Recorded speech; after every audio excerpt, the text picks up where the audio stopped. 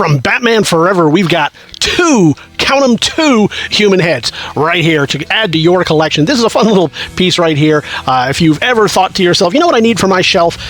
Jim Carrey's head. Well, then we're going to help you out. And what might be Val Kilmer's head? Look at those lips. Those are Val Kilmer lips, right? I'm guessing it's supposed to be Clooney, but I suspect that this particular toy predated Batman Forever, and it may have been designed, especially when you look at that Batcave, it may have been designed before them. So who is this supposed to be? I don't know. It doesn't violate copyright, or, you know, I'm guessing they didn't have to pay George Clooney or Val Kilmer any money. But with Jim Carrey, I think you got to give him a couple of bucks every time you sell one of these. But what we're going to do is we're going to show you the outside first, so you can see he's got a little bit of wear. I think that's just, you know, the kid's playing with it, and it ends up getting some transfer on there. So I don't think that's a scrape. I think that's a transfer, but probably something that you can wipe down real quick. But does it matter? No, I don't think it does. We'll show you the other side as well. In fact, we'll show you both, which will be tough because they're not exactly flush on the other side, but we'll do our best to show you that, mainly because we want you to see these copyright marks on them. I'll show you this to make sure you can see that those hinges are in good shape. What happens with these a lot of times, and these were made by, does it say right on it? So it has copyright 1996 DC Comics, but it's not listing the manufacturer, and I believe that these, so what we know about these is that at that time, Hasbro would have had that license. So that would have been 2 years before they acquired Galoob for, what, $250 million back then. So this is not a Galoob Micro Machine set, although a few years later I'm sure it would have become one. Mattel had Polly Pockets at that time. They had gotten, who owned that? Was it Toy Box? No, it was Bluebird. Bluebird Toys, I believe. Yeah, so they had gotten that. So this was just kind of an in-house thing, I guess, that Hasbro was doing. So it's kind of like Polly Pocket. It's kind of like Micro Machines, but I don't think it has any DNA with either of those. Either way, it's a pretty cool little toy from back when that was still, when Hasbro was still producing these, and it was a huge boon to them that that movie had come out. I'm going to show you each one. We'll crack them open, and you can see what's inside. Let's get into it. So first we open up here is the Riddler set. He stands about, I don't know, about 5 inches or so, a little over 5 inches, fully upright there. And then, you know, I mean, he's the same size as the outside of the case, so you can get an idea there. Is this complete? No, it doesn't appear to be. Looking at some old commercials from 1996, what we see is, so he does have a little Batman, but no Riddler. Does have whatever this vehicle is. That seems to be correct. We have this little guy up here, if I can get in there. It does have this thing. There should be a little purple thing that connects them and helps just make this a far more bizarre toy than it really needs to be. So I want you to be aware of that. Now this is here, this little cannon, but he does not seem to have his little purple missile that we saw in the in some of the descriptions of it. But he does come with this Bat jet right here. How does that interact? What does it do? Why is it even there? I don't know. Everything here is just a mishmash of different scales. So, you know, this guy can't go in there. I guess he's in the scale with this. These I don't even think are the same. Maybe they are. Maybe they're the same scale. Do they combine? Do they do? Well, yeah, maybe they do. Oh, look at that. All right, so we're solving riddles right here. So you have what looks kind of like a bat missile right there.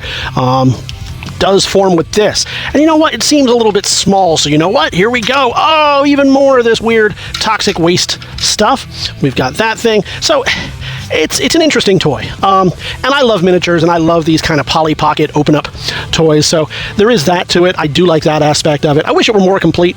It's just crazy though, like there's just a whole bunch of developers had a whole bunch of different ideas, and they decided to put them all into one toy and then collapse that toy into Jim Carrey's head. So now there is the Joker. Let's move right on to Batman. Now did I say Joker? I meant Riddler. And I think the reason I meant that I ended up saying Joker is because with this one right here, so he's designed to sit more in here. Batman's been drinking, so we'll prop him up there because he doesn't want to stand on his own, at least like not right now, right in the middle of our video. But you get some cool stuff right here. This originally, if I'm not mistaken, did come with a Joker, and because of that, I suspect, obviously it's the Batcave with whatever kind of weird bat guns and bat claw thing, so he can, an engine mount for the Batmobile. I don't know what's happening there. You got this. This is pretty cool. Can you see it on the angle as we turn the gun? Oh no, fell through. Of course, he was going to fall anyway, but you know, he falls right through. Well, okay. You get the idea. You've got this, whatever's happening here, and this does seem to move around and do these vehicles attach.